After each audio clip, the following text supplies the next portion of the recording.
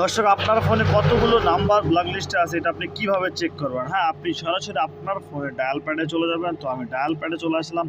এখান থেকে কিন্তু আপনি চেক করতে পারবেন যে আপনার ফোনে কতগুলো ব্লক নাম্বার আছে, আপনি কতগুলো ব্লক রেখেছেন বা অটোমেটিকলি কোনোভাবে চলে গেছে, কীভাবে চেক করবেন? হ্যাঁ, এখান থেকে আপনি ডায়াল প্যাডে চলে আসার পর এইখানে দেখতে পাবেন আমি 3 লাইন অপশন, এই 3 লাইনে চলে যাবেন। এখান থেকে দেখতে পাচ্ছেন সেটিংসে চলে যাবেন। হ্যাঁ, সেটিংসে আসার পর আপনি এইখানে দেখতে পাচ্ছেন ব্লকড নাম্বার।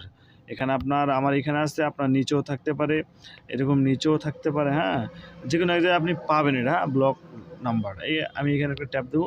ট্যাপ দিলে দেখতে পাচ্ছেন এখানে অ্যাড নাম্বার, মানে আমার কোনো নাম্বার নেই এখন।